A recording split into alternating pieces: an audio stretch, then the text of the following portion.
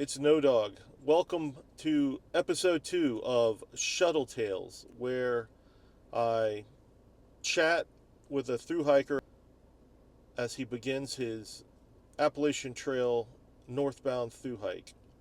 Today we have a hiker whose name is Good Boy. I believe he's previously hiked the PCT and the CDT, and he told me he's planning on hiking the Appalachian Trail in 100 days. This should be a really interesting conversation. All right, hey, No Dog back here. We got Good Boy. He just arrived in Atlanta here on the MARTA shuttle in Sandy Springs. So welcome to Atlanta, man. Thank you very much. Yeah. Very generous of you. Appreciate it. Yeah, where'd you come in from? Toronto. Nice. Hey, are you going to Amicalola? Are you going to do the approach trail? Or are you skipping No, that? just doing the terminus. Oh, so you're going all the way to Springer? All the way to Springer. All right, yeah. all right, that's cool. Gotcha. Don't you need to make a couple stops I've got on cash, the way? Yeah. We'll deal with it. What do you need first? I've got grocery store. Just a quick grocery store. Okay. I'd like to hit the USPS because that package problem is irking. Yeah. My guess is it's disappeared. Oh, I do need to get a just small gas canister too. I got one in the trunk. I'll sell you at cost. Sure. That's great. Yeah. All right. So where are you flying in from? I flew in from Toronto. Toronto. Yeah. That's where you're from, Toronto. Canada. Yeah. You're the third Canadian. I had a guy, I had a Canadian who has already done he did the PCT and he did the AT, and another handful of, I guess, through hikes, longish trails, and now he's going back to do the AT again 3 years. He did it 3 years ago.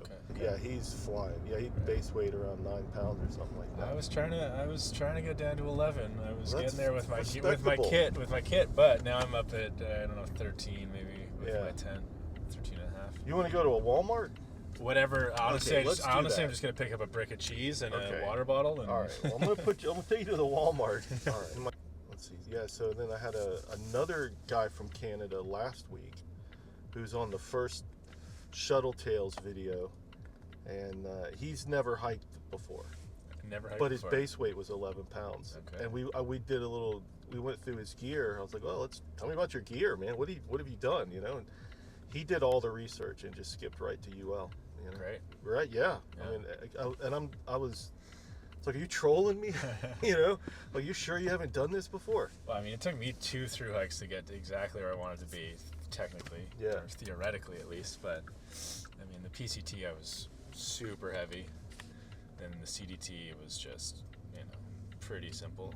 Maybe You're definitely the second person this year who did the PCT and then the CDT, and now is going to go for the AT to Triple Crown. And usually you hear it. You start with the AT.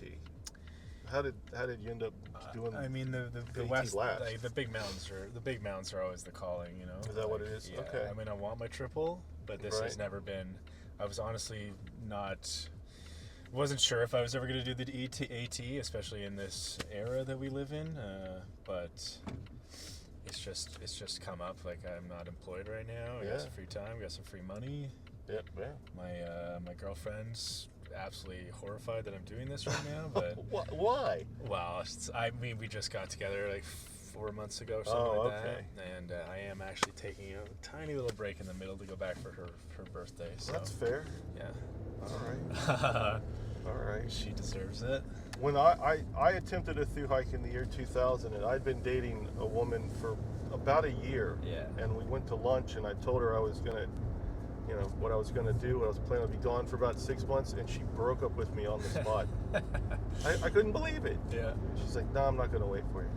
Well, something similar happened with my previous relationship, but that's neither here nor there. Not anymore, right? No, not anymore. Yeah. But she's a beauty, and she's just been so lovely and helpful. So, going back, a little rest and relaxation, a little power up. Yeah. I'm okay with that.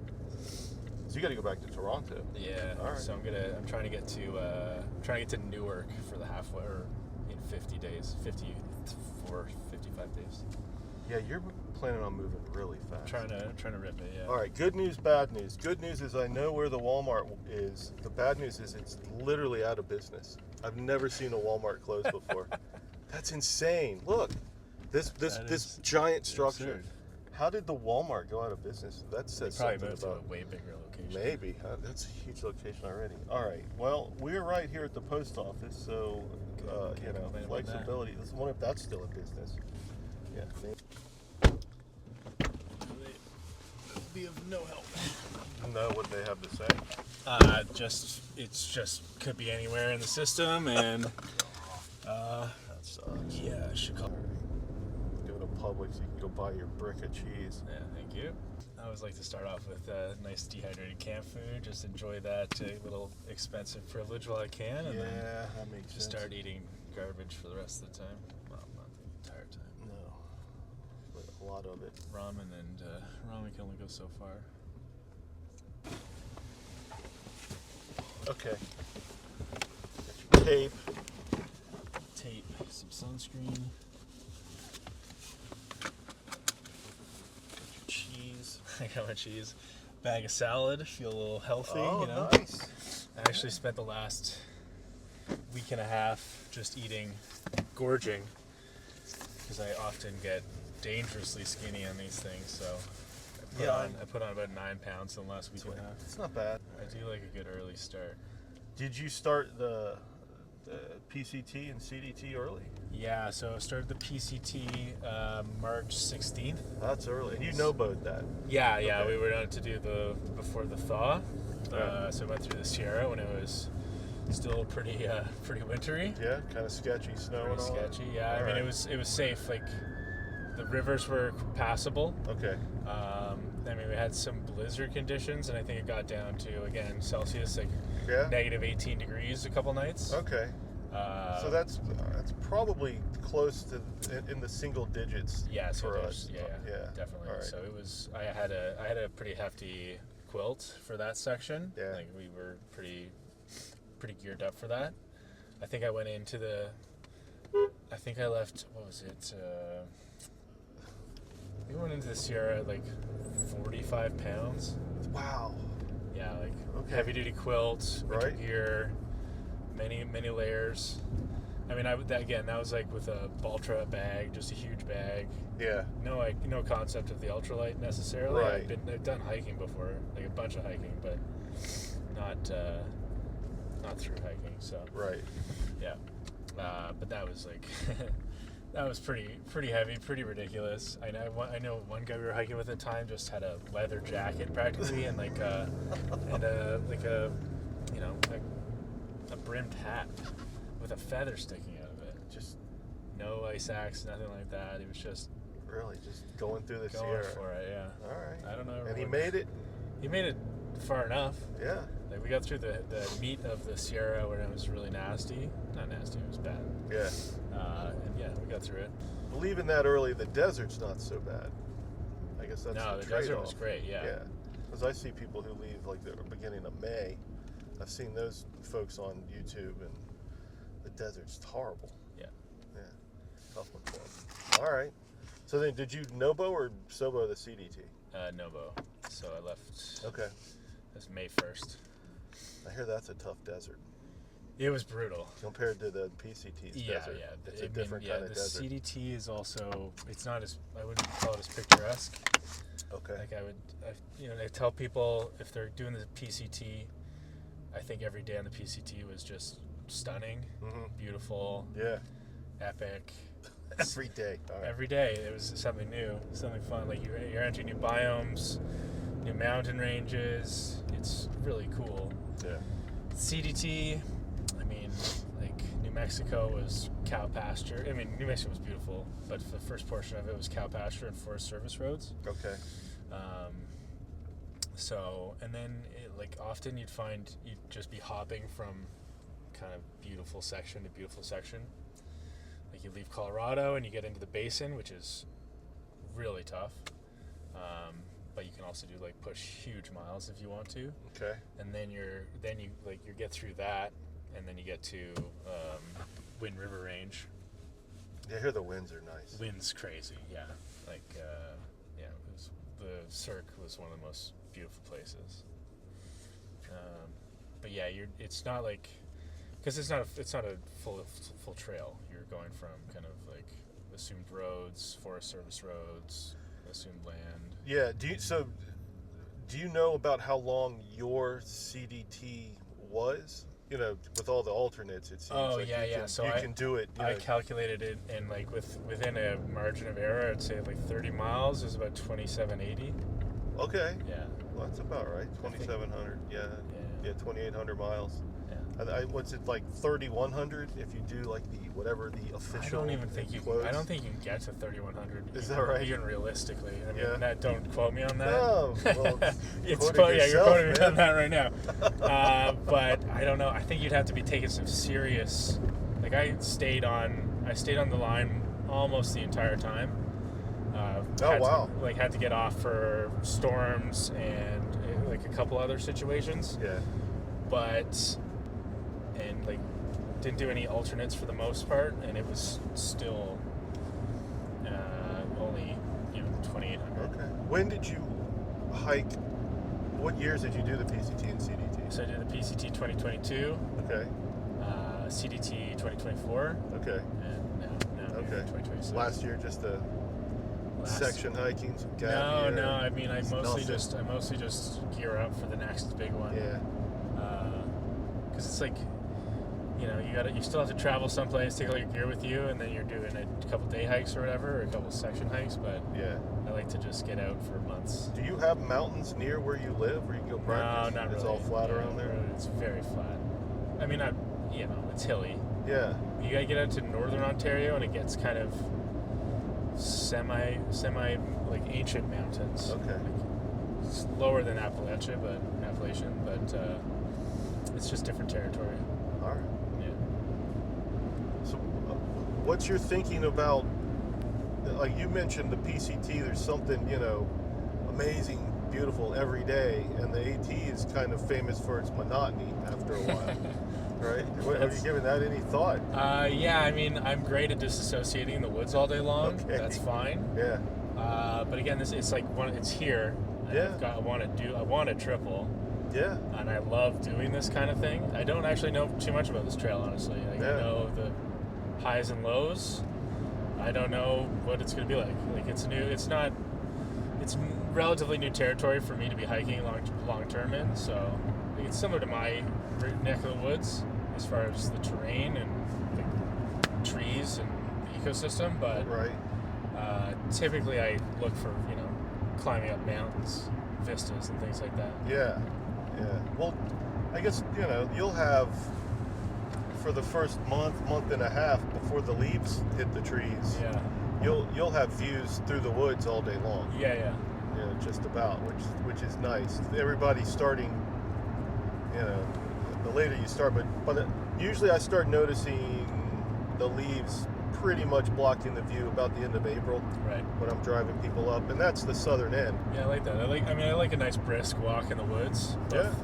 Both my pace and like the temperature. So I'm set for it. They say that the AT is physically more demanding. Yeah, I definitely see I can definitely see doing 20 miles and doing some of the as far as elevation gain is concerned, some of those like heavier days. Yeah. PCT, CDT wise. So what did you do to physically prepare for this?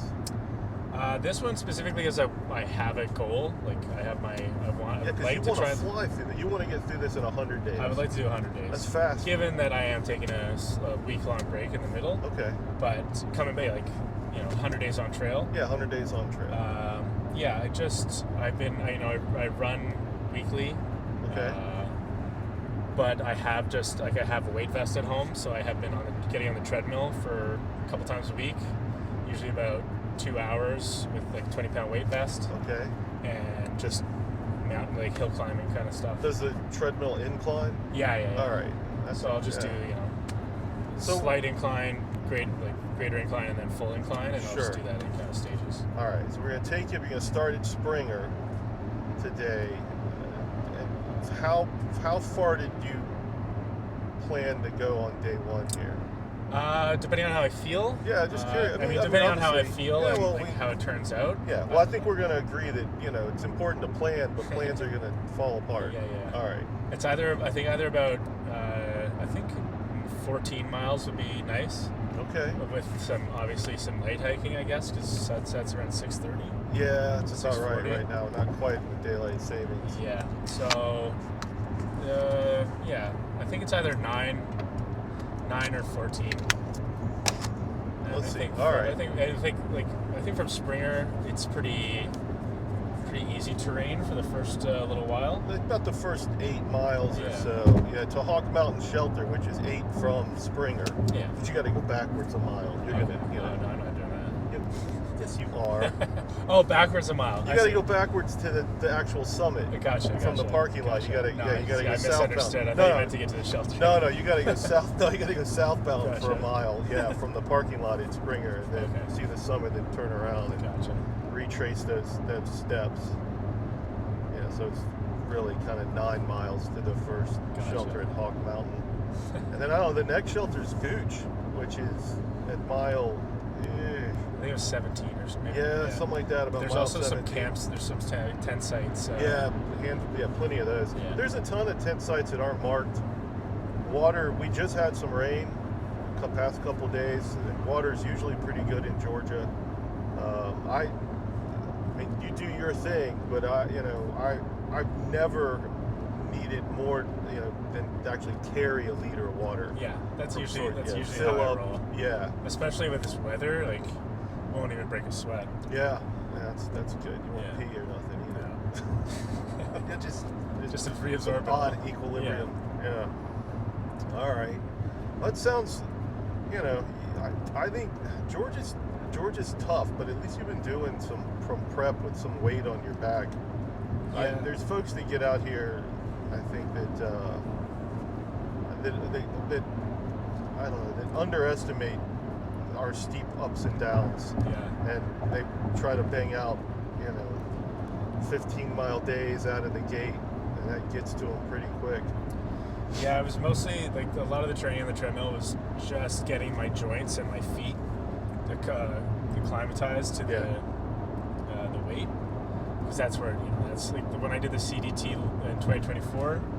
I went from a size 12 shoe to a size 14 in 3 days in the desert. Oh wow! And I wore a size 14 pretty much until the end of the trail. That's insane. I left. I think it was called. I got to Silver City, I want to say, which is day 5 maybe. Okay. With just overstuffed sausages for feet, in terrible pain. Oh. And of course, the first shoe store is the bottom end of New Mexico is just a wasteland. So what shoes were you wearing? Do you remember? I had a pair of Merrells that I had finished the PCT in the same pair, same size. So I figured, it stands to reason that my feet are gonna hold up in this shape. But immediately, the heat and so it was the lighter bag, and the heat and just the pressure just ballooned my feet out. That's insane. I've heard of people gaining shoe size over the whole course of a long trail, but not within a few days. No, it was bad. That's sick ass science. Yeah. All right, so you picked up some new shoes. Yeah. Same shoes? No, I picked up some Ultras, which were the only kind of shoe in my size at the time. Like the Lone Peaks, do you remember? Yeah, I think they were the Lone Peaks. I didn't like them. I actually wore them the entire trail because I didn't want to do any more experimenting. All right. And it wasn't affecting my feet badly, honestly. They weren't my favorite. But that's what happened. That's what I ended up with. And I was just like, if we're gonna keep ordering shoes from REI, I'm just gonna keep ordering the same shoes. Same shoe. So what are you gonna do this trail with? Hokas. Starting with the speed goats. Yeah. All right. And So there's a huge difference between the Ultras, the Lone Peaks, and the speed goats, and that's almost an inch of an inch of midsole. Yeah. The Hokas are up there. I don't mind that at all. I'll take a little bit of soft on the foot at this point. That's interesting. Yeah, I went through a bunch of different shoes preparing for this hike, and I settled on the Ultras. I didn't want to. I hiked in a pair of those in a section a while ago. I just didn't. I didn't want to buy the hype, but I liked the low midfoot and that responsiveness and feeling everything I step on. Yeah. I tried the Hokas. I tried even the Topos, with a little bit of a drop and a I tried all the popular shoes, like everything except for the Sauconys at REI, and then I came back to the Ultras, begrudgingly. Yeah, I've had like a hit or miss relationship with Zero Drop, so yeah. Again, like I did the entire CDT in them. Yeah. For the most part, they're fine. I didn't like it. It wasn't my favorite 2,800 experience. miles. Hey, you gotta embrace the suck sometimes. Like that's just half the journey. Yeah. But again, like everyone was, I had a couple friends like Shot Put and I think Mirage had them too. They were always just talking about the Hokas. So I tried them out. I broke these in. Like I broke in 2 pair or 3 pair. Okay. On the treadmill. Oh. Just to get get them like the base in. They seem fine, so we'll see how they do long term. But if I've got an extra pair of Hokas living at home from now on, I don't really mind. I got them on sale. Yeah, that'll be all right. Yeah, and I know I can always buy a pair. I can always buy a pair of Ultras. Yeah, Ultras are the topos. Again, I've never worn them, so I don't want to risk it. Yeah, right. It's a tough call to make. Yeah. You could order stuff from REI, I guess, and do your return, or at mile. Neil Gap at mile 31, the outfitter. Oh yeah. You probably did your research on that one. Yeah. Everybody tends to know that there's an outfitter at mile 31, right? It seems like the trail goes through their building. Way too early. Yeah, there's a lot of people who switch shoes though, yeah. Or they do shakedowns for people there too, and mail stuff back, and sell a lot of packs there. I bet. Yeah, they got a lot of UL packs that you can't you can get ULA. Yeah. Right. I don't know where else you can buy ULA in a store. I'm sure you can somewhere.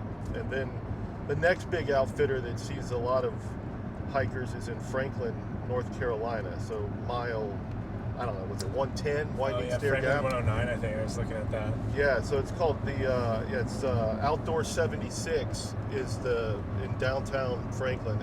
I think it's a good place for all the thru-hikers to stop in anyway. They have a microbrewery. I don't drink anymore, but they have a microbrewery in the outfitter, in the back of the outfitter. Yeah, trail beers don't count, though. Yeah, right. So, well, for me it would. Yeah, I know. I'm just joking.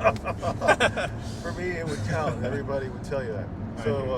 So, it's a social spot. But they've got like the shoe gurus in Outdoor 76 because they see so many, thru-hikers who just their shoes are.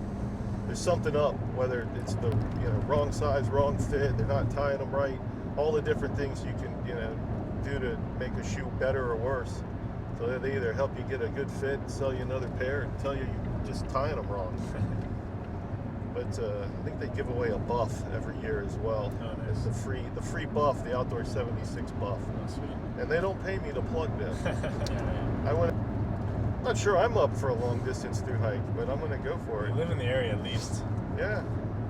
Well, I'll just go slow. I think that's my plan.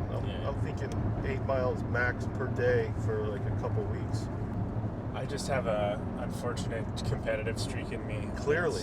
It's on my own. I'm only competing against myself. Yeah.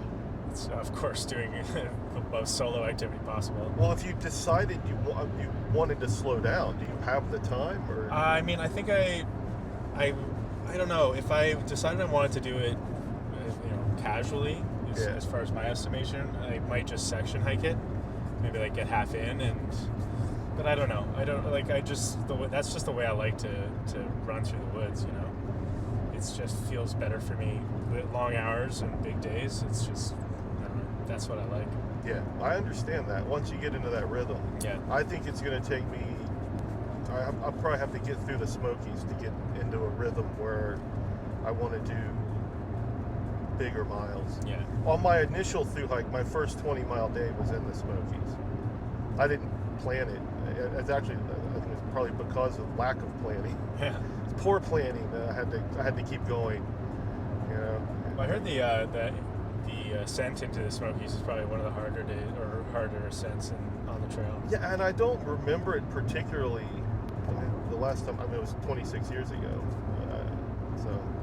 But it's got to be. I mean, you're coming up from the dam, which is the lowest point.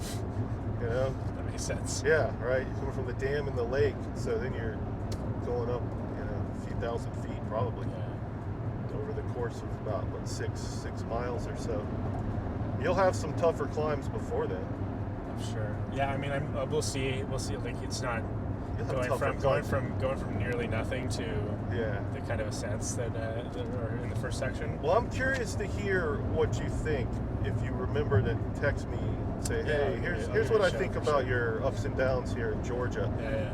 I dropped off a hiker last week, a young woman from Switzerland, and she's used to hiking around the Swiss Alps, and she saw the mountains that you'll see, and she goes, those are just, like big hills. Yeah. I was like, yeah, I know they look like big hills, You right? just have to climb hundreds of them. But I think you're still going to find it steep, and tough. I was like, let me know what you think. And I don't know, maybe she's too embarrassed to text me now and say I was right. We'll see. Have you done any of the sections or any of the PCTs? No, like all of my backpacking overnight stuff is AT.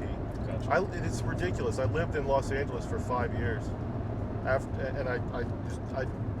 did a lot of day hikes in and around the Los Angeles area. Yeah. But I never went out to the PCT, which is not far from LA. Yeah. Should have, but I didn't. I didn't go anywhere. You didn't go to Yosemite? No, man. I don't want to talk about it. It was terrible. I was in law school for 3 of those years, but it's not like I didn't have but 2 of those years, I was a bum. Mostly, I worked on a TV show. I'm not going to tell you that Yosemite is one of the most spectacular places. I really messed up. I know I did. I should have gone. I don't know why I didn't. I just wasn't thinking about it. Yeah, I should have gone and hiked on some PCT stuff. I should have gone out, at least day trip out to Yosemite or whatever. Yeah. I didn't even go up to San Francisco to see the red. I didn't go to the redwood forest. I didn't do any of the outdoor stuff. I just kind of, after I quit the AT, and then I bought a motorcycle in Virginia, and I drove out to LA. Okay. And then slept on a friend's couch for 6 months, got a job on a TV show, with production, and I was just like a bum in LA for 2 years. Then you got a ways to go. It's from when we left, I didn't check the time, but it's about an hour and a half drive to get to the Springer parking lot. Gotcha. The last 6 miles is all dirt road. I'm guessing that it's clear and open. It's just cold. It had a little bit of rain. Usually this car makes it no problem. It's all-wheel drive and all. So we should be fine. Worst case scenario is I gotta just let you out. You get the dirt road walking. Start hiking early. It is, yeah. But get you as close as we can. That's good. So I didn't even look at. Usually I get to see gear. You got your gear in a suitcase. We're gonna donate after. Yes. Drop you off. Yes. So what are you carrying, man? Big three. Big three's always fun. I've got my. We did the tent. I got my tent. Yeah, we got the tent's out of the way. Normally it would have been a bivvy and a tarp. Yeah. But until such a time as those appear, got the Big Agnes Copper Spur UL2. Right. I've got my Durston Cockwa 55. Yeah, that's Canadian. It's a banger. Absolute banger of a bag. Yeah, it is pretty cool. I actually did half of the CDT with the first iteration. And then there was some splitting at the seams, and I contacted them. They sent me a brand new bag, the new model in Yellowstone, and that's just. They didn't charge you for that. No. Shipping at all? Nothing. That's really good. Yeah, I mean they were aware that there's some issues with. They were trying to iron out the issues with the manufacturing process. Yeah. And they had seen similar issues, so we just shipped it out, new model, perfect. That's great. Yeah, better to keep a customer too than lose them. But it's not like they're like, oh, too bad. Sorry. I mean, they're fixing stuff for free or giving new bags. Yeah. Same with tents. I've seen people complain about tents on Reddit. Show a picture of something that pulled apart or separated. Dan will explain why he thinks it happened. And, he's on Reddit all the time. Oh man, he's great. Yeah, I don't know. That's all he does, I guess, is answer questions on Reddit. But then he's like, give us a call and we'll fix it for you. Yeah. That's, it's always so. I mean, that's great. I've also got I've got my Enlighten equipment, 20-degree quilt. The Revelation.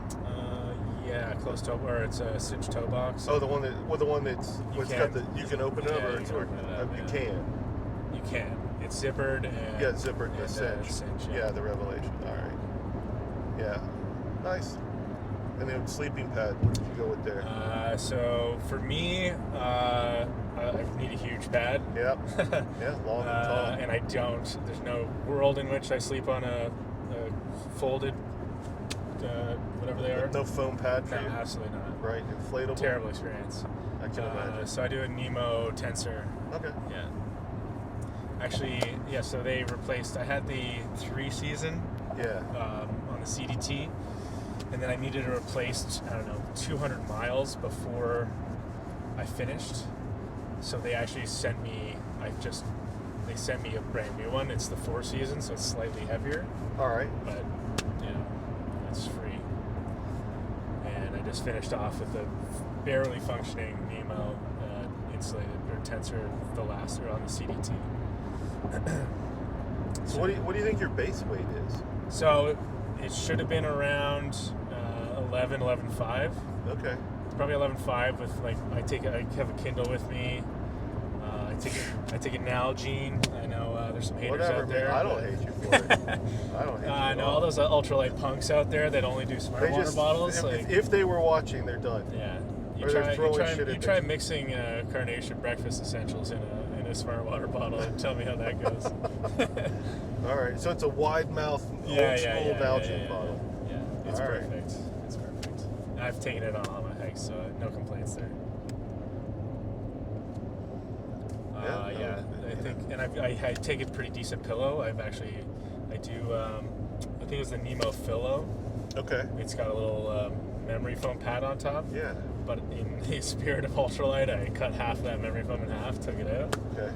So it's still got a nice. I sleep on my side. Do you cook or cold soak? I cook. You cook? Yeah, too? I gotta have a warm meal at the end of the day. That's half of the joy. I'm with you, man. Yeah. No, there's no fun in eating slurry at the end of the day. I mean, I haven't tried it.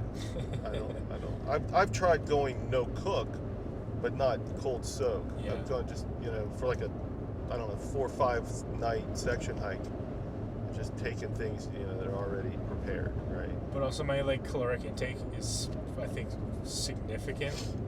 I think on some of the bigger days when I was doing 35s, 30s were kind of what I was leaning into on the CDT.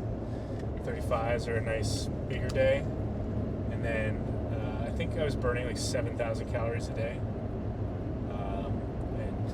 At best, for some of those long sections, you can carry 3,000 calories maybe.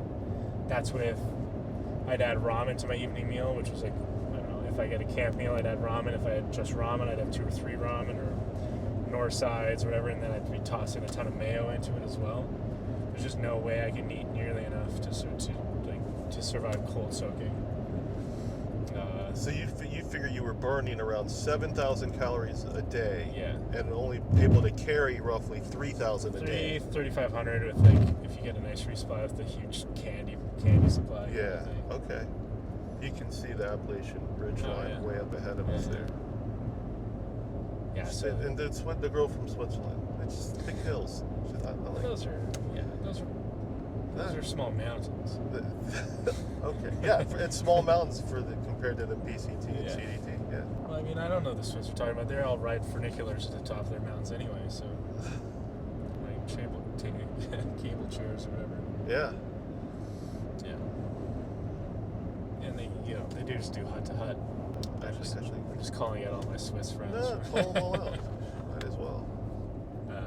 Yeah. They're welcome to comment. Tell you how they think. You'll read them. Yeah, whatever. Sitting around. Whatever. The PCT. We were rolling with a woman named Mogul. I don't know what she ended up. Her name was Daggy, but I think we called her Mogul at one point. I don't know if it ever stuck. But she was just indomitable, just going up and down all day long, never stopping. So the Swiss definitely get up there. Oh, she was Swiss. Swiss. Sorry, Okay. Yeah. Well, the PCTs. They're easier climbs, so they say. Yeah, definitely easier. I think you're going to be.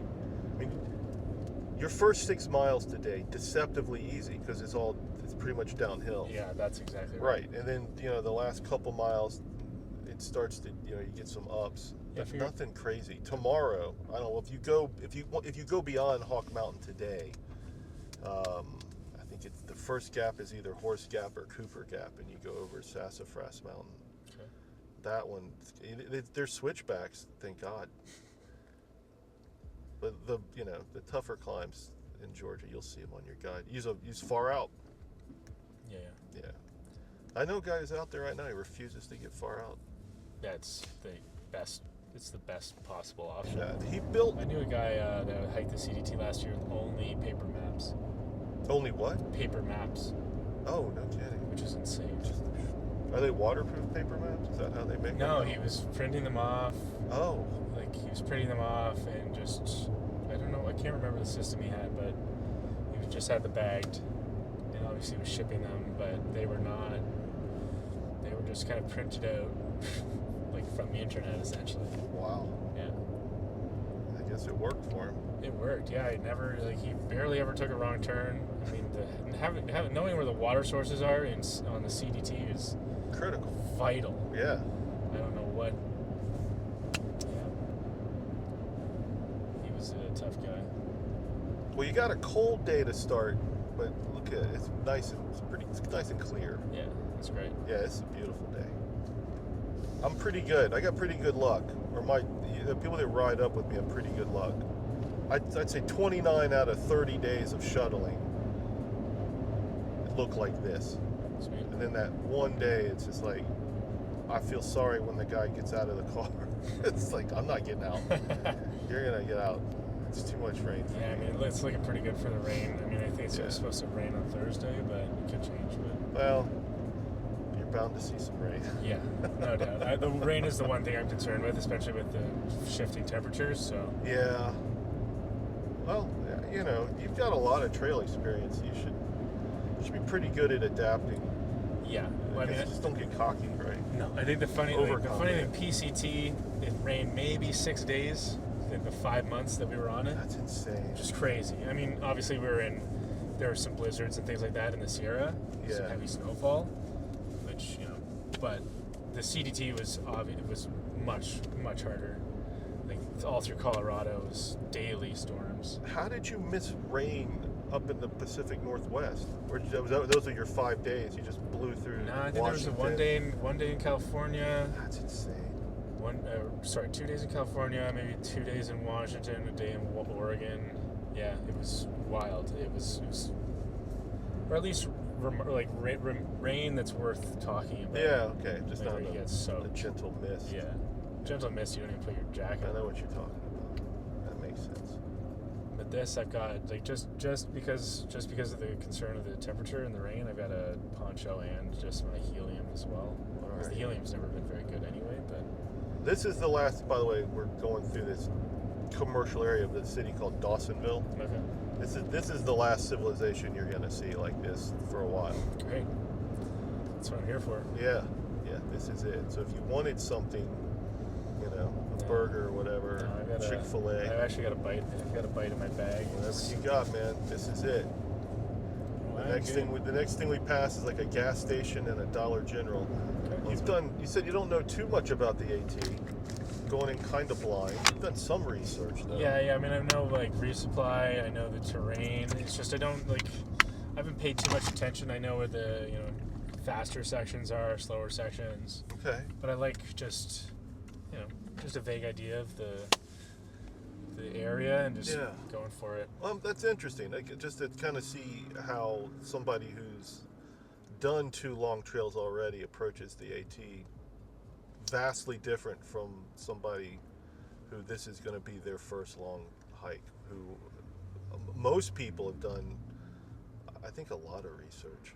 Although some people have done none. Yeah, and I dropped them off, and they're taking walked the wrong way. Oh, they're taking their tent out of the box and cutting tags off of clothing, and they've never set their tent up, but they read a book or they saw a couple YouTube videos and they're ready. Yeah. And okay, they've never filtered water before. They've never dug a cat hole. Okay. Right. I usually ask that question. Have you dug a cat hole and shit in the woods yet? No. All right. Well, literally hundreds of times. Yeah, right. Yeah. But they make it to Maine. Yeah. You know, they figure it out and they go all the way to Maine.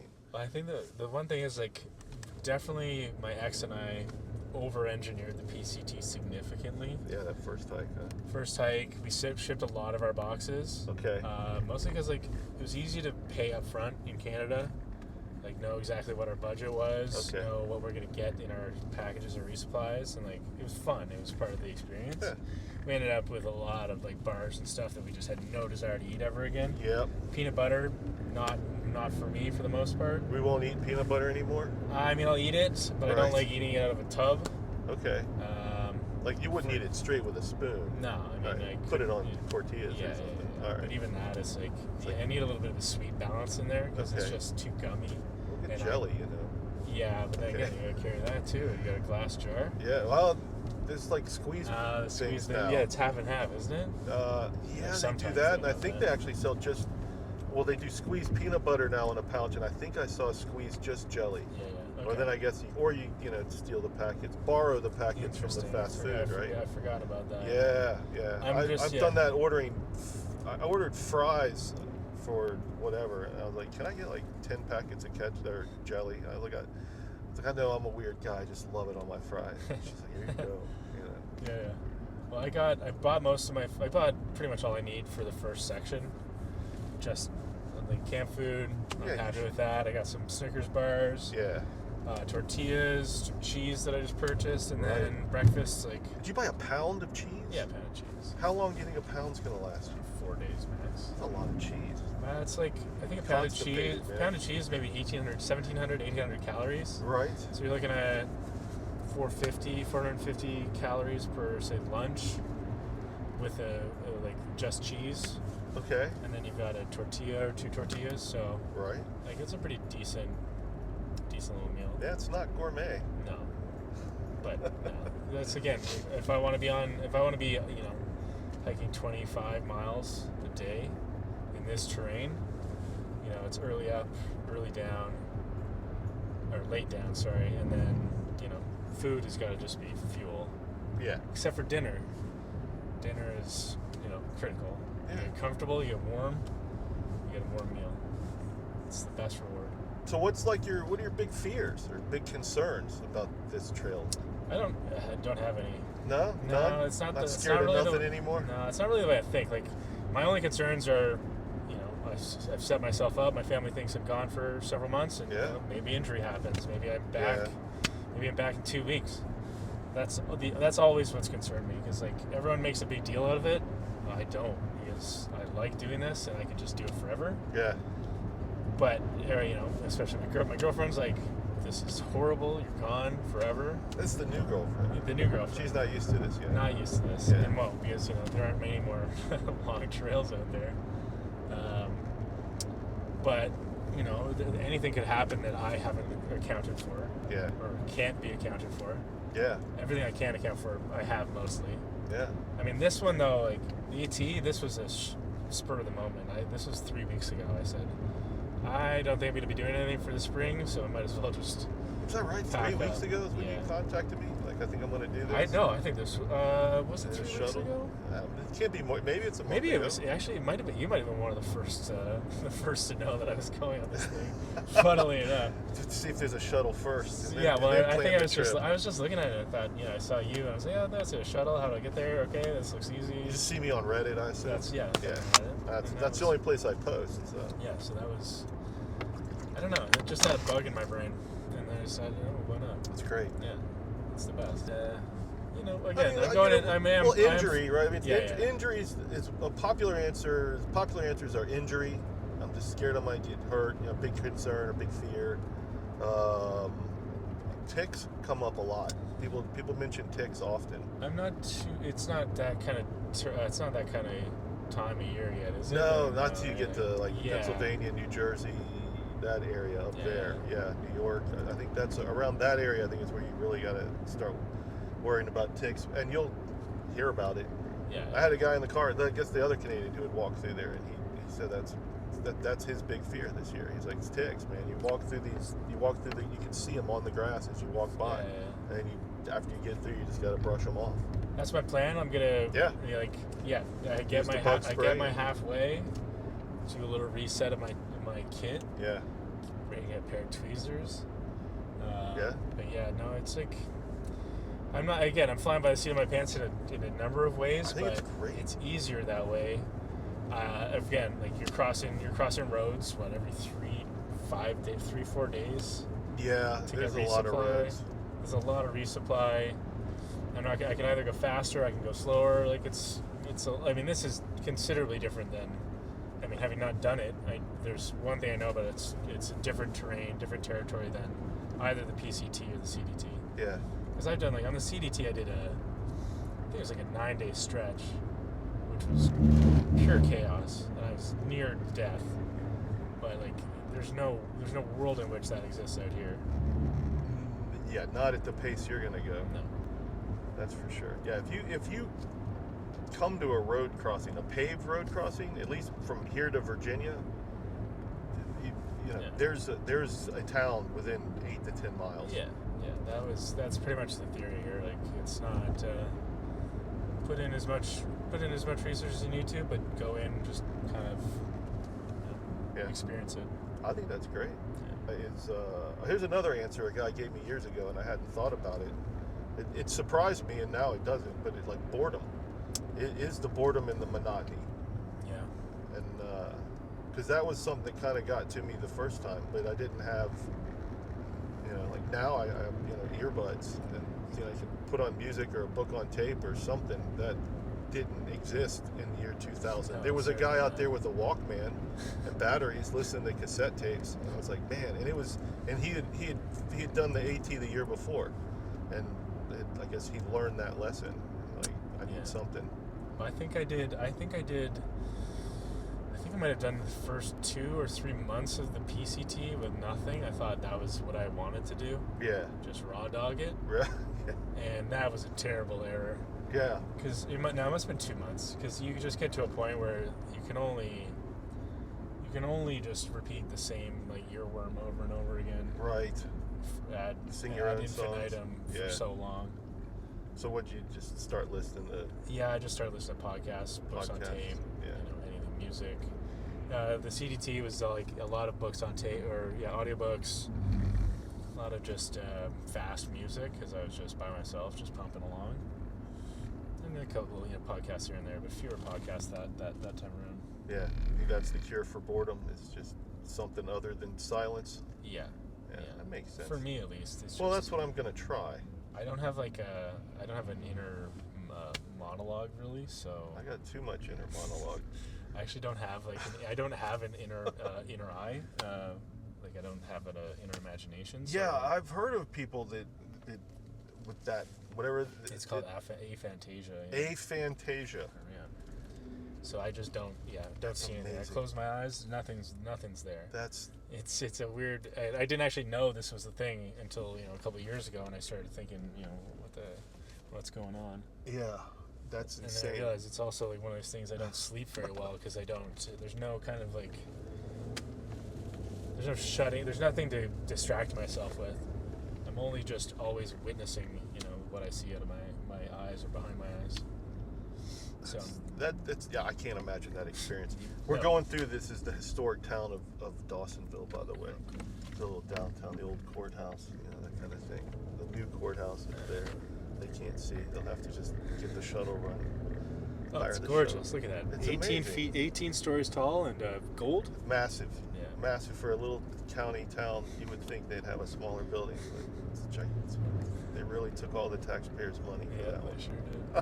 All right. I guess you don't have anything to worry about. I mean, when it happens, it happens. Again, like bears. Bears, black bears. I mean, that's the grizzly territory in the CDT. Did you see any grizzlies? Like mostly from a distance. One on trail in Glacier. Oh. But they were the only concern for the most part. Yeah. Because that's 500 miles if you're not listening to music or podcasts or anything. Because you have to be vigilant. That makes sense. Yeah. 500 miles, something like that. So food storage. do you PCT hang, or did you end up just sleeping with your food most of the time? Not what you recommend, but what you did. What I did, for the CDT, Either one. So PCT, what do we do? PCT bear bins in the Sierra, and in some areas. Oh, like you got to Sierra, bring the bear canister. In Sierra and in Tahoe now you need one, but I don't think we did then. Okay. I think we might have had it anyway. Still.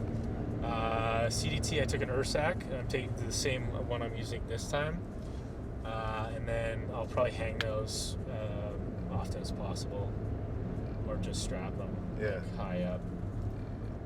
But that's worked for me. PCT is a lot of sleeping with the food. Yeah, that's what I hear. Yeah. I hear a lot of people eventually start sleeping with their food on the AT. Yeah, I mean, it can get bad. Grizzly territory and CDT, definitely no sleeping with food. Yeah, I don't think I would do that either. Not I've heard of people doing that. Yeah, sure. Statistically, you're probably fine. Yeah.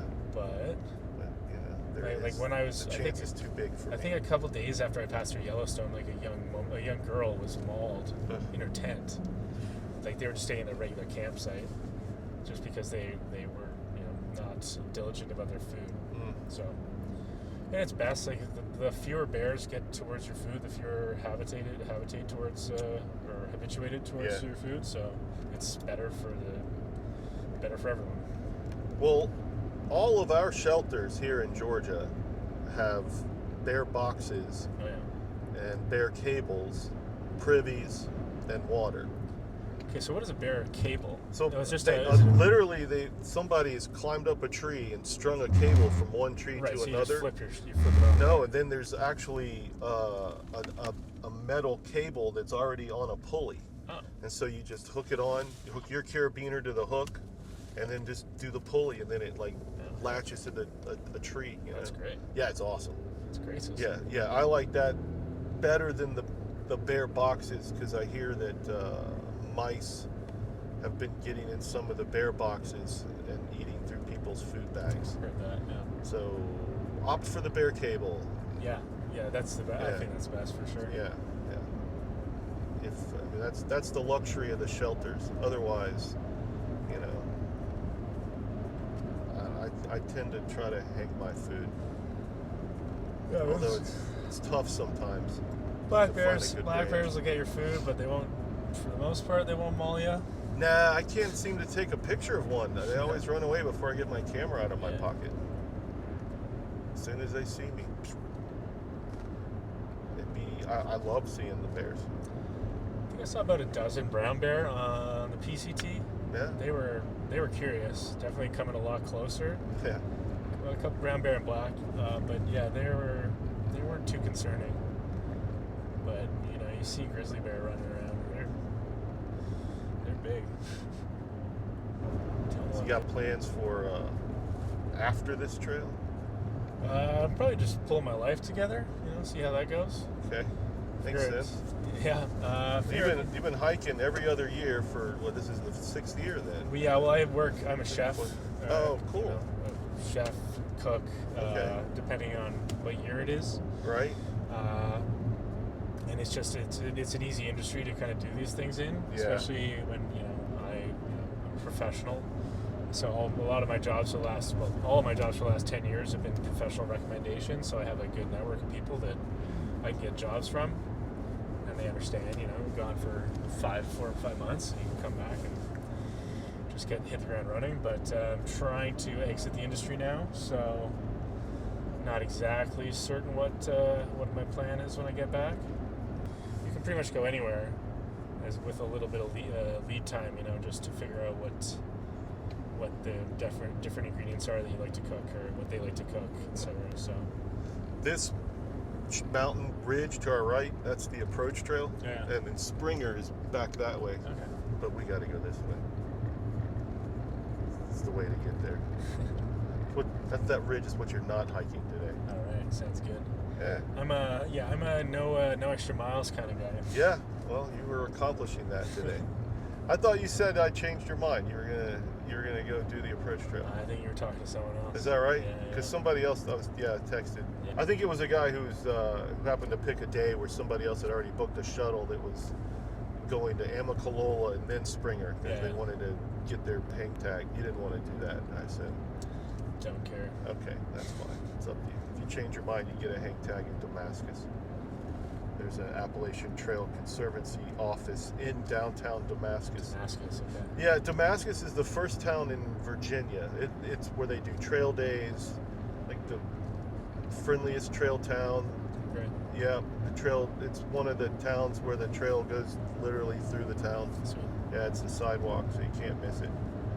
If you don't see Damascus, you really messed up bad. You got off trail.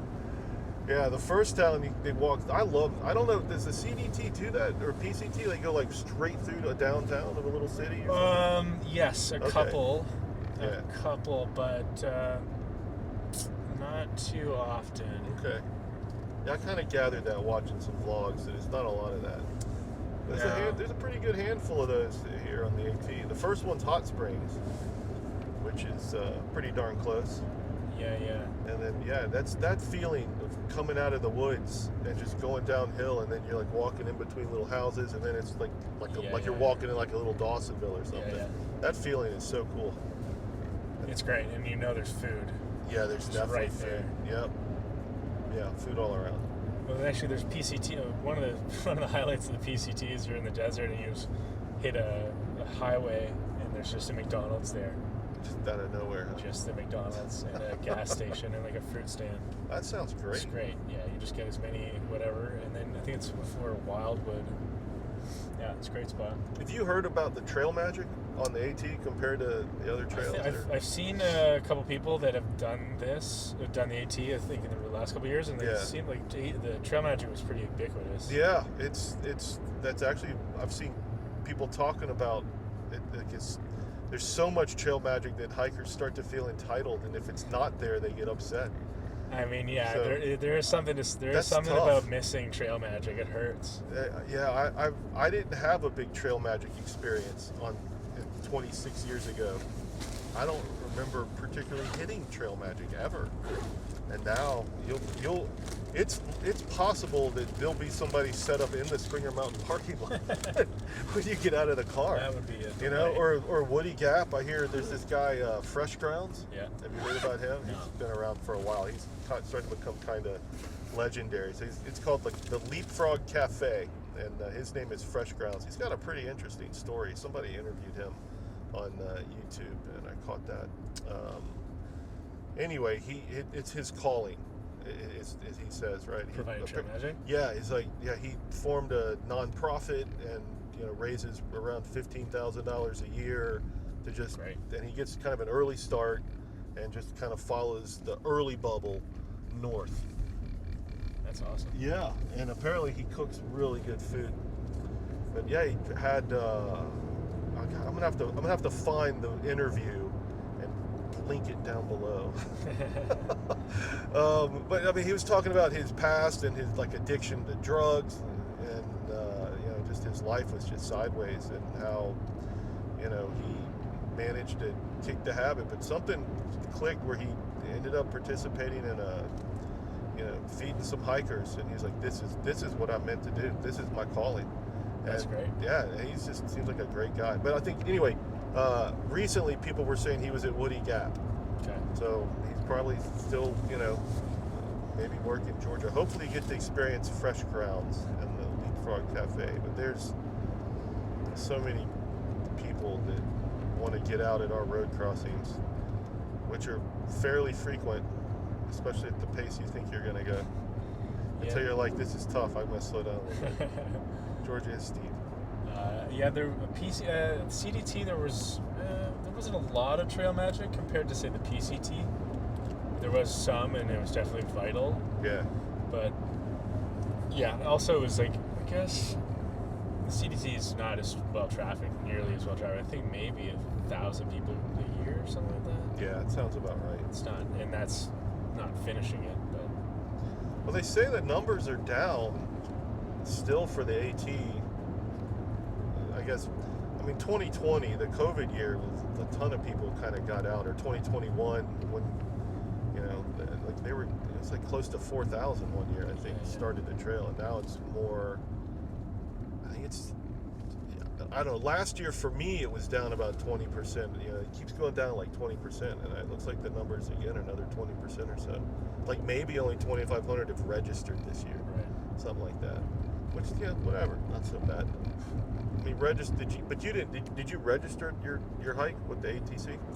No, you're not required to. No. You're not admitting any crime on camera. It's totally voluntary. No, I know. And I think they probably know. Okay, if we have so many registrants, and then there's then add on another the 10-15% that don't. Just I figure if you don't need a permit, then I'm just gonna go for it. Yeah, you don't need a permit. Registering gets you the hang tag. Yeah. It says you're an Appalachian Trail thru-hiker.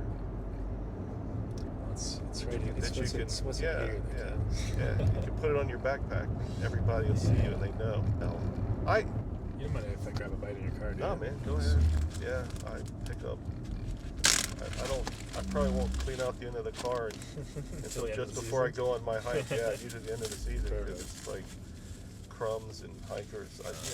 Too physically demanding. I dropped off a 70-something-year-old man. Who his pack must have weighed 50 pounds. He told me the hike from the MARTA to the hotel, the half mile, almost killed him. Jesus. And I'm like, Tom, this is going to be tough for you, man, Yeah. And 8 days later, I hear from him, and he's at Neal Gap, which is mile 31. And he goes, I got to get off trail. He goes, he's like, can you hold on to my backpack for about a week? Uh-huh. I'm like, well, what for? He goes, I'm going back to Michigan. I'm getting my pickup truck, and I'm coming back here. I met another guy who's going slow, and we're going to leapfrog up the trail. Have you heard about it? So Like slack pack kind yeah, of? you slack pack each other. So you're always going north, but you hike south to one vehicle, Mm-hmm. and then you drive, leapfrog one of them, and then hike back. Yeah. And he made it up to about the Smokies the last I had heard from him. But I also dropped off a 70-something-year-old man last year who was already a Triple Crowner. Right. And the last I had heard from him he was in Gatlinburg, which is the city that's halfway through the Smokies. Right. There's no reason to stop there unless you have to. Gatlinburg is a gaudy, grotesque tourist town set in the middle of like one of the most beautiful sections of the trail. The Smokies are just enchanting. Yeah, I wanted to push the Smokies anyway. Yeah, I've heard once you get up, it's relatively calm. Yeah, once you get up there, the ridgeline I think is relatively calm. Can you get a Smokies permit right before the Smokies? Like at the gate, or not at the gate, sorry, but at the. When you get to the Knock. Yeah. You heard about the Knock, the Nantahala Outdoor Center? Yeah. I think you can. When I went through, you could get them there. Yeah, I think that's what like it said. Online. I don't know. You have to stay at a campsite, so. You're supposed to stay in the shelters unless the shelters are full, Yeah. and then you can set up your own shelter nearby. If I recall correctly, at the dam, there's a little visitor center at the dam, and then you cross the dam and you're in the woods. Yeah, that's what I And thought. that little visitor center, you could get the permit there, but I don't know how early they open up. Yeah. And I did a section hike and ended at Fontana Dam, and in the middle of the summer, and there was nobody working there. So if I had wanted to get a pass to go into the woods, I wouldn't have been able to. So, the advice is, check early. Yeah. Before you get to there, I think the Knock, and you're gonna be with a lot of other hikers, whether you stick with them or not. Everybody's gonna be talking about when they're gonna get it and where they're gonna get it, and just jump on that bandwagon, I guess, right? The last week when I dropped somebody off at base camp over at Amicalola, they told me that since they opened on the 12th, they've been registering an average of 25 hikers a day. Oh, wow. We're starting from there. Yeah, and the numbers are going up, for sure. And so you won't be alone. Plenty of people to see what other people are doing with that. My plan was to get it at the Knock. Yeah. Because your 4 days or so tops, from entering the Smokies at the Knock. Otherwise, I don't know. I don't know what you do. Like, you knew it online for sure, but I just didn't want to. I didn't want to register until I knew what the kind of mileage I was putting down. And Yeah. It's no reason to. If you get it 30-something days in advance, there's no reason. I think that just wait till you get to the knock, then you're good to go. So beautiful. I'm glad you enjoyed it, man, because you're gonna see a lot of this for the next no doubt. for the next 45 days or so, whatever it takes you to get up to Damascus. I'm predicting. Now you want to be faster than that. That's right. Because Damascus is the bottom of Virginia, and you want to be 50 days, roughly halfway. I should be past that. You want to get to Harper's Ferry in 50 days. Yeah. Holy shit, dude. All right. Harper's Ferry is what, 12? Harper's Ferry is like unofficial. It's halfway. It's the psychological. It's just shy of whatever the high, yeah. the actual halfway is. Yeah. We'll see. We're blowing a lot of smoke up your ass right now. We'll find out, man. I hope you chime back in. Let me know how it's going. It was hard enough for me just to journal when I attempted my thru-hike. Yeah, I think I'm glad I did. The most I've ever done is just writing down my mileage for the day in my notes app or whatever. Yeah, so I still have the journal that I wrote in, the little notebook, and reading that is really cool to see what was going on with the trail or my head, and hearing me talk about people that I met out there. I'm like, oh yeah, I remember that guy. It was pretty cool. I'm glad I did that, but I didn't do it every night. Every 3 to 5 days if I was lucky. So what your departure date is March 31st. March 31st. 3/31. 3/31. Yeah, I was going to go April 1st, but there's over 50 hikers registered that day. Okay. I'm like, screw that. It's like 15 the day before, so I'll do that. I'm going to do the approach trail, even though I've done it forward and backwards before several times. You know what? And I've done the stairs more than that. So there you go. No, go get that badge one more time. Stairs don't count. It's not trail. That's not trail. It's not trail. Come on now. It's psychological trail. I hear ya. Yeah, it's gonna be good. This is where we bring the kids apple picking every year. Yeah, man, they love this place. Hillcrest Orchards. Apple picking's great. Yeah, it's like pretty cider cool. donuts too. Yeah, they sell all kinds of fun stuff in that store. They got pig races and wagon rides and a little petting zoo, and this is their competitor right here, BJ Reese, that does the same thing. Same things. We've been to both, but the kids, that's it. They've decided Hillcrest is better. I don't get paid to promote them either. The kids, they know it's Maybe, better. yeah. I don't know. Electricity. It's a big tourist spot there at Newfound Gap. I remember I was stopped at Newfound Gap, and there was like tourist buses and kids tour groups, and I remember there was a group of kids gathered around me asking me all kinds of questions. I felt like a celebrity. That was a fun. Whatever happened to you over on any of those trails? Oh yeah, people people buy you meals. Like, it's lovely. Yeah. If people are curious, you have great conversations. Yeah. And definitely had some people just walk away, and you go to pay your meal, and they just take care of it. Well, it's really sweet. I mean, obviously you look sickly and degenerate.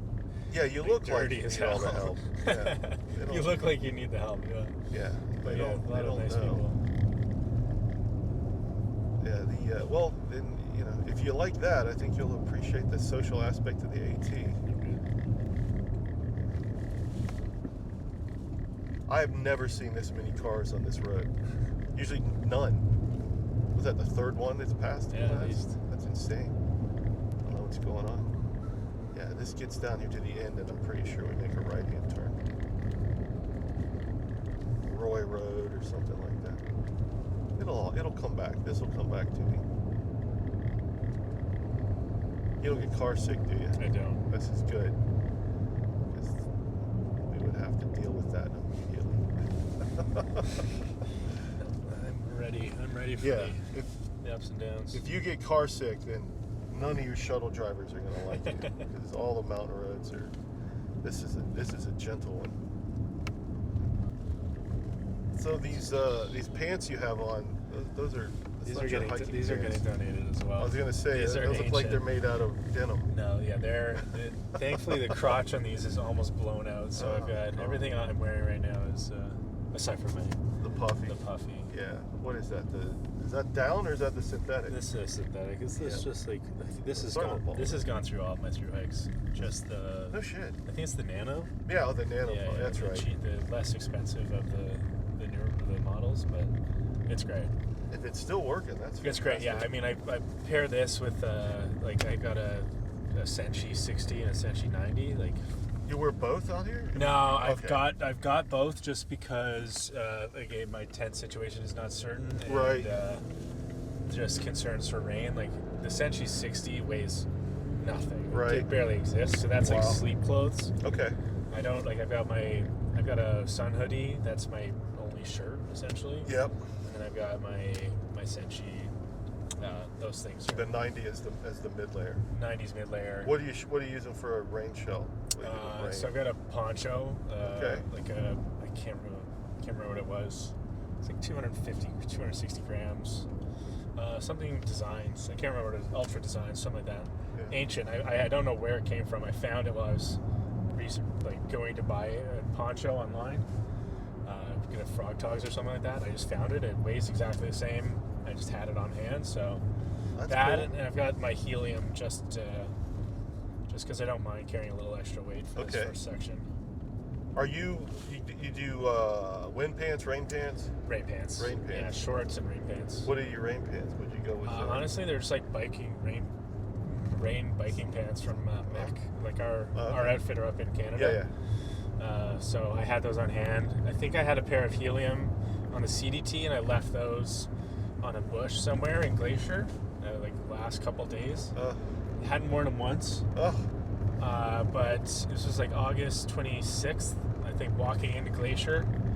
Like boiling hot, walking into Glacier, starts raining. Second day in Glacier, it's blizzarding at 6,000 feet or whatever it was.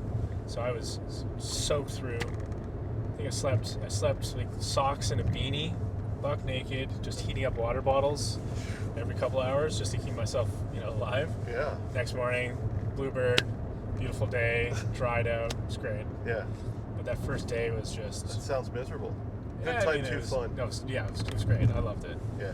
It's like you don't get experiences like that very often. Yeah, you haven't lived till you live through shit like that. I think I wore every layer I had. And then the next morning I just had a slow start, just waiting for the sun to crest over a mountain so I could dry my stuff off. But yeah, that's. I've also got a pair of like alpha, long johns or whatever. Alpha pants? Yeah. Oh, nice. That's just sleepwear though. Yeah. Unless it's bitterly cold and I wear them under my rain pants, but that's way too much trouble for me to go through on most occasions. Like as long as my core is warm, my legs are fine in most instances. I don't know, what's one of like the scariest times you had on trail? Scariest times. Let's see if I can remember. Yeah. I mean, I'll give you the story I got. It wasn't scary for me necessarily. Okay, that's fine. The story of my trail name. Okay. Good boy. Good boy. Yeah, I wondered about that one. It was GB for a number of reasons, but Good Boy was like we were hiking. My ex and I on the PCT. We were hiking through the Sierra. I think it was over. I can't remember what pass it was, but we were going down into Rancheria Creek. And again, this was like still winter time practically. Mm-hmm. And we were hiking with this young guy named Tetanus, like a really young guy. That's a great trail name. He's like tall, just trying to bank miles. Yeah. And we had no idea where the trail was for half of this area. Like it's steep, snow. You can go down all the way to the creek, but then you're like, there's no trail down here. You run into a rock wall, and you were just cranky in footsteps the entire time. So we were just really slow. We were all just getting kind of pissed off. So we get down to Rancheria. I think it was Rancheria Creek was the crossing. My partner and I are just standing there staring at it. It's just like you get out of the trees, you have to go down some stones, and then it's just sand into the river. And you look and you immediately go, "This is not safe," because you see just these deep eddies immediately. Mm-hmm. And anyway, we're standing there looking at it, and this guy, tetanus just walks past us and just goes straight in. And he's walking in, and then you see him is turning the poles. He's turning, and he's just facing. Facing upstream. Facing upstream. Yeah. Anyway, he swept away. Oh. So I did the old, it's like a Roadrunner thing. Bags off. I'm just a pile of dust left in where I used to be. Wow. Ran, I don't know, 100, 150 feet. And I saw him, like, thankfully it was, like, I think he could have gone either way, like, banked to either side of the river, but he banked to my side. And he was just getting battered. And I just jumped down to the riverside, wedged myself in between a rock, like in the shore. Okay. I think I had a good handle on it. Anyway, his bear bin comes hurtling down, 15 feet ahead of him. Oh. So I just did a quick toss over. Wow. Because he stuck out. I think this was before Kennedy North. Okay. So he would have been like without food for 3 days or something like that. And it turned out after the fact that he was allergic to half the food we offered him anyway. Right. So good thing. Yeah. He'd have been anyway, I just did the classic, give me your hand, and just did it like a wrench. I was holding him like this. It was ridiculous. Holy cow, man. Anyway, I was like, afterwards, I was jacked to the gills on adrenaline. I can imagine. Too. He was nonverbal for 15 minutes probably. Was he screaming and hollering as he was being swept he was just down? being battered down. Oh my god. Yeah. And yeah, that sounds scary. so afterwards, I was just walking in circles, panting like a dog. So that was that.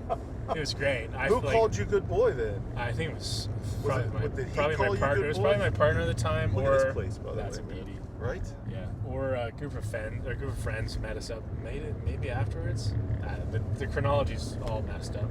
Yeah. Anyway. Wow. Yeah. All right. I could see how I would be scared attempting the rescue.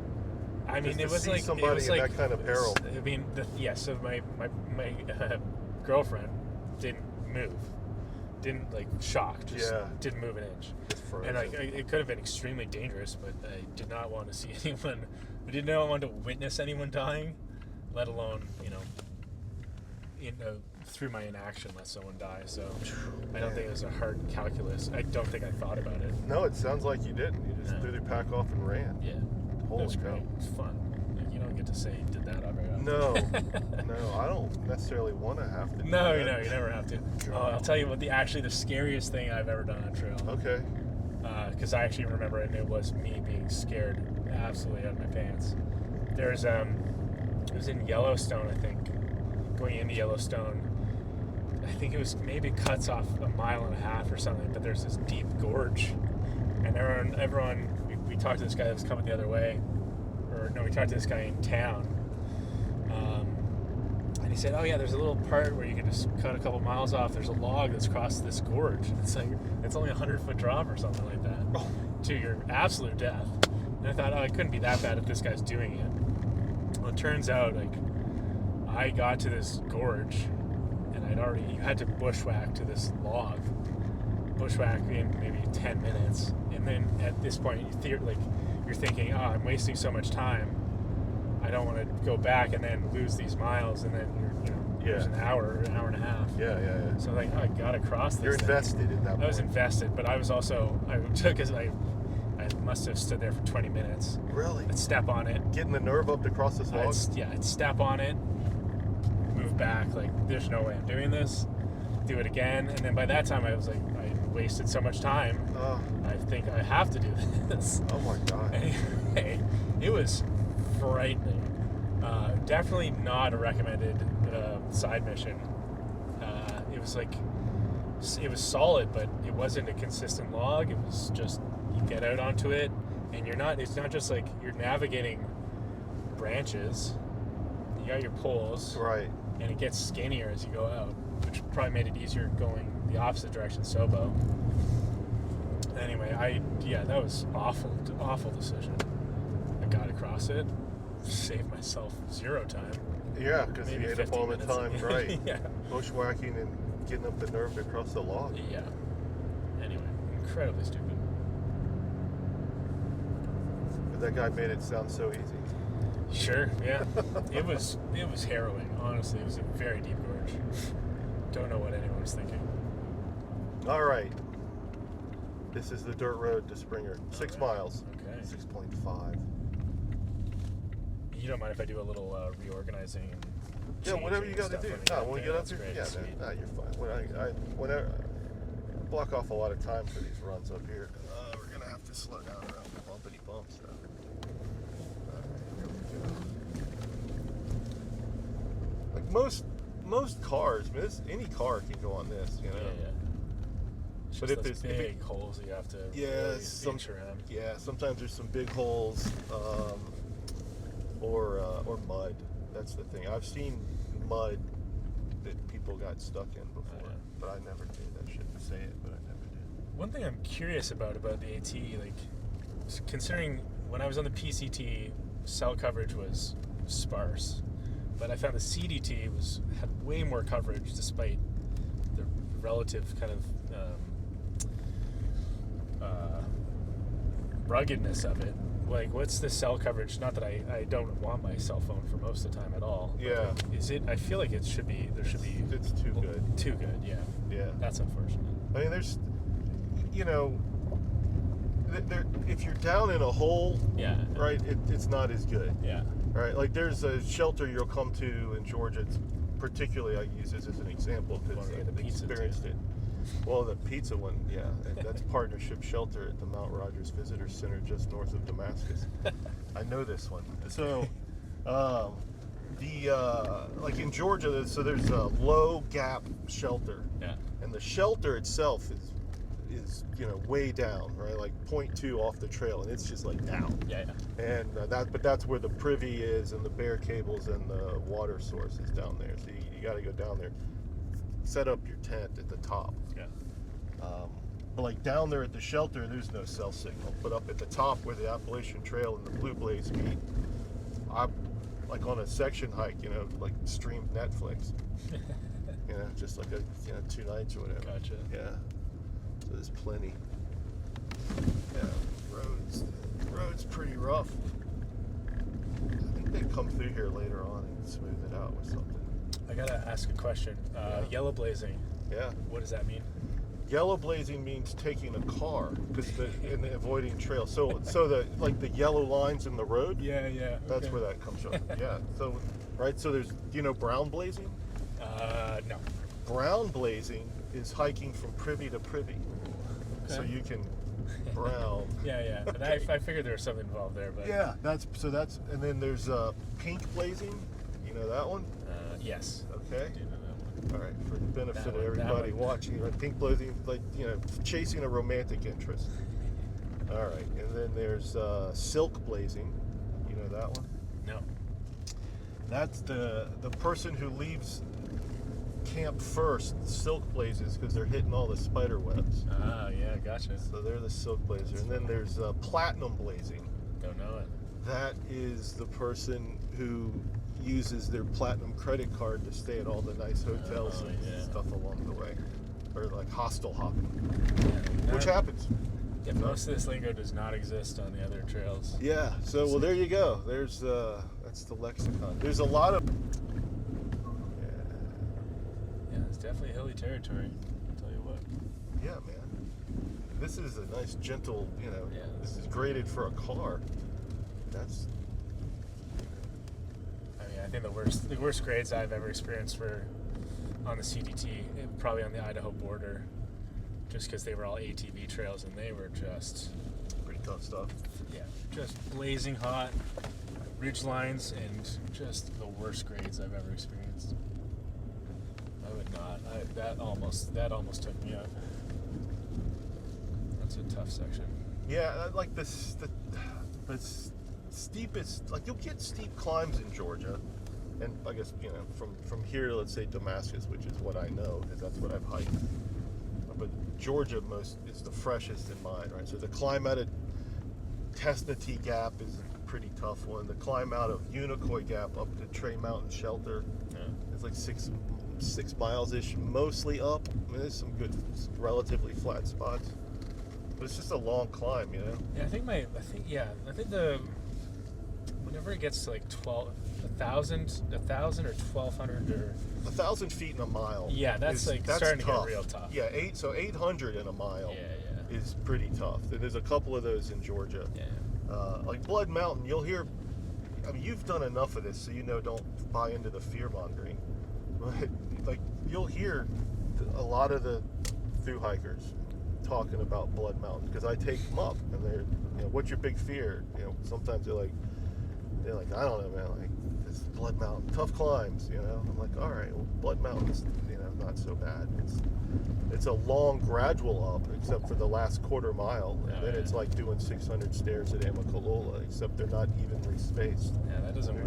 There's just rocks and roots. No, you're gonna be fine. You've seen shit before. The thing about mountains is there's always the other side where you get to go down. Yeah. The thing about gaps, right? Yeah. Gaps are windy, and you're either going down into it, or it's a steep in or steep out. By the way, if you need to use the restroom because you're being jarred over and over, let me know. I'll stop the car. I mean, whatever's better at the trailhead or here. Well, there's no. I mean, it's peeing wherever. Yeah, man. There's no privy. The closest privy is at the Springer Mountain Shelter, and that's like 0.8 from the parking lot, and then another, I don't know, 100 yards off the trail west. You probably got a couple more minutes here, like 10 minutes? Yeah, 10 minutes. I mean, if you were just like clinching, and your teeth hurt, then I would want to hook you up, man. That's all. That's freaking beautiful. Yeah, that's what I'm saying. You can see through the trees. Yeah. That's what your shit's gonna look like for the next month. Love it. Yeah. It's sick. Or maybe longer for you, because you're gonna be hiking even faster. You'll have the views through the trees like this. They won't have any leaves for a long time. Absolute beauty. Yeah, right. It's nice. This is, it's That's not your home now, bro. Yeah, it's not as hilly in my territory, obviously, but very similar to obviously Northern Ontario. Yeah, cool. So PCT 2022, we weren't allowed to cross the border, we're not allowed to walk across the border. I don't even know if you can anymore, but originally you could just tell the customs that you were hiking across at the terminus. Yeah. And you're done. CDT, you can just walk into Canada. They don't have anybody. Yeah, they occasionally have someone on a post there, but you just call and tell them you've left, or you've come in. That's like through Glacier, isn't it? Glacier, yeah. Yeah. Second, that's right. Yosemite and Glacier are two of the most spectacular places in the United States. I've got to go. Yeah, you should. Somehow, I got to figure that one out. That south to north or north to south, south to north, north to south in Glacier. You can do that 10 days, 10 miles a day, effectively. Okay. Spectacular. You can stop in one or two of the hotels on the way through. It's stunning. I went through August last year, and it was just peak huckleberry season. My second last day there, I spent maybe an hour and a half just on the side of the trail, just eating huckleberries. Fantastic times. What's the crowds like? Again, like national park, extremely busy peak times, but the second you go anywhere that's not, the second you go a mile off trail, you're fine. Yeah, that's kind of what and you'll find something, I think, similar experience on the AT. Yeah. You flew in today. Yeah. So you haven't had sleep in a while. I slept maybe 3 hours last night. So shout out to Sab. She actually woke up at 2 this morning, made me 2 of those breakfast sandwiches. Nice. Made me a coffee. I had a shake. Hung out for a bit, and then sent me on my way. An absolute sweetheart. That's the current girlfriend, or the girlfriend. She's the girlfriend. Yeah. I wouldn't say current. I saw. Don't let her hear that. I think there might have been a TikTok where it was like, "This is my current wife." There's a trend. Yeah. Yeah. I get it. They don't like that. I don't blame them. You have to do the Simpsons thing where wherever it says current, you overwrite it and say a long time or a forever girlfriend. Right. So how you feeling, man? Nerve-wise, whatever, I'm just ready. laid back, relaxed, ready to go. Absolutely laid back, relaxed, ready to rock. That's great, man. It's the best. Yeah. Yeah, it's gorgeous. Yeah, man. For you, that makes sense. Can't wait to get some fresh air. Yeah. Here. Oh, no. I mean, it's not fresh in here, but I have been on a plane for most of the morning. But no, just like, yeah, get out. Just get out of there. Fantastic. All right, this is the parking lot. This is it. It's cold out here. A hat, I tell you. Get my tool hat. All right. Oh, yeah. Hey, thanks, man. Oh, thanks a lot, You brother. say goodbye. Appreciate man. it, no dog. Yeah, man. I'm not heading Have a out great soon, hike. hopefully. Well, thanks for joining me on another episode of Shuttle Tales. Let's all wish Good Boy a great hike. Sounds like he's going to have a great time. He certainly knows what he's doing. A little short story. When I dropped him off in the parking lot, there were two people sitting on the trail, lying down where it goes to the parking lot. It was roughly 20 degrees in the parking lot, and they were shivering and cold. They had hiked the approach trail, most of the approach trail yesterday. They had summited Springer early this morning, and they decided to quit the trail and call it quits with their thru hike after just making it to the Springer parking lot. The steepness and difficulty of the trail and the cold weather did them in, and they asked me for a ride to a rental car place, and they were going to do that, get a hotel for a couple days, treat themselves to some creature comforts, and then drive themselves back to the sunny state of Florida, where there are no mountains. Happy trails.